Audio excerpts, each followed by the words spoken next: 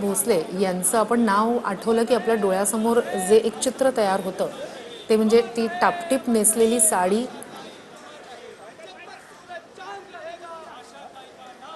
श्रुती, आपण बोलणार आहोत यावर. राधाकृष्ण विखे पाटलांनी काय या संदर्भात भावना व्यक्त केलेल्या आहेत ते आपण पाहूया.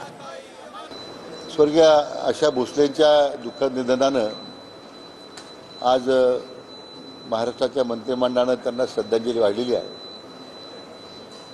आणि त्यांनी एक प्रकल्प सुरू करण्याची विनंती केली होती माननीय मुख्यमंत्री महोदयांना.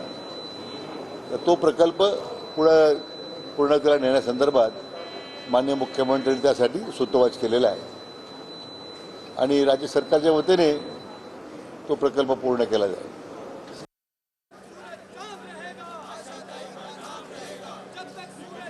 आशा भोसले यांनी एका प्रकल्पाबद्दल एक इच्छा व्यक्त केलेली होती आणि सरकारकडून तो प्रकल्प पूर्ण केला जाणार आहे असं आता बोलताना राधाकृष्ण विखे पाटील यांनी म्हटलंय.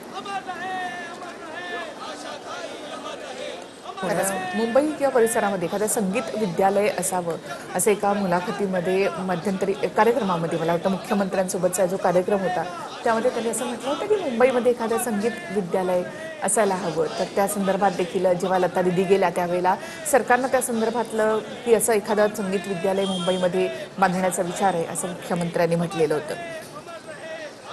तर श्रुती, तू मगाशी म्हणालीस की आशाताई यांचं वावरणं किंवा त्यांचा बोलणं आवाज इतका गोड असायचा की कुठल्याही मुलाखतीसाठी जर त्यांना फोन केला तर तेवढाच गोड आवाजामध्ये त्या संवाद साधायच्या.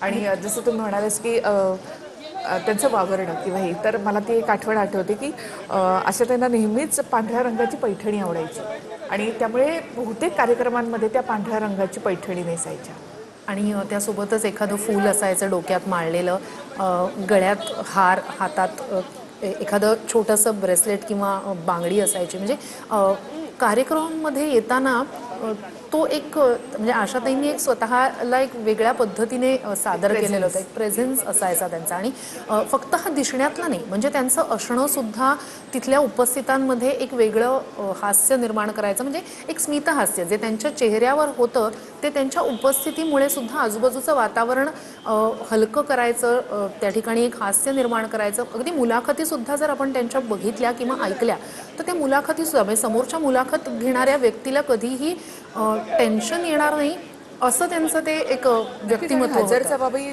तेवढ्याच होत्या. काही विचारलं तर त्यावर त्यांचं एक खुमासदार उत्तर मात्र नेहमीच तयार असायचं. हे एक वेगवेगळे पैलू खरं तर आशाताईंमधले आहेत की त्यांचं गाणं तर आपण जगतो अक्षरशः, पण त्याचबरोबर त्यांचं वावरणं, त्यांचं असणं हे सुद्धा खरं तर आज तेवढंच आपल्याला आठवतंय. आशा दिदींना घेऊन येतील या ठिकाणी. त्या ठिकाणी नंतर शासकीय इतमामात संस्कार केले जातील. त्याच्यानंतर आमचे विधी स्टार्ट होतील. अग्निस्थापना होईल, पिंडदान होईल. पिंडदान झाल्यानंतर मग त्यांना अग्नी देण्यात येईल. आठवणी म्हणजे काय, आता त्यांचे जेवढे मी कार्यक्रम केलेत ते आम्हाला तो एक आशीर्वादच मानावा लागेल मला. आणि भरपूर असे किस्से आहेत. आम्ही त्यांच्याबरोबर आम्ही भरपूर कार्यक्रम केलेत. हसतमुखाने असायचो आम्ही आणि मी इथंच त्यांच्याबरोबर रेसलला यायचो, त्यांच्याबरोबर तबला संगत करायचो त्यांच्याबरोबर. हे व्यक्तिमत्व होणारच नाही माझ्या मते, की कारण हे जगातलं आश्चर्य गोष्ट मी म्हणू शकतो. हे जगातलंच आश्चर्य आहे. त्याच्यामुळं असे परत म्हणजे मी त्यांना आईच म्हणतो, अशा त्या परत गायिका असं जगात होणं फार मुश्किल. सुंदर प्रतिक्रिया होती खरं तर श्रुती यामध्ये की जगातलं एक आश्चर्य आहे आशाताईंचा आवाज, आशाताई म्हणजे.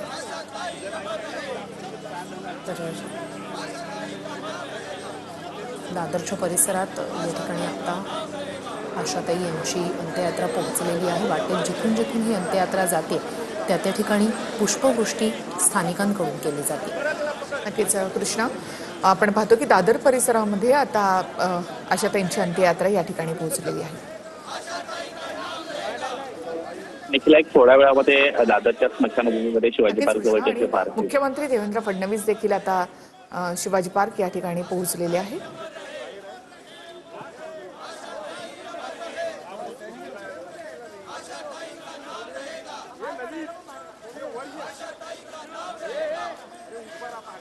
मुख्यमंत्री देवेंद्र फडणवीस, प्रसाद लाड या ठिकाणी पोहोचले. काही वेळातच आता आशाताईंच्या पार्थिवावर अंत्यसंस्कार केले जाणार आहेत. आशाताईंची अंत्ययात्रा काही वेळातच आता या ठिकाणी पोहोचेल.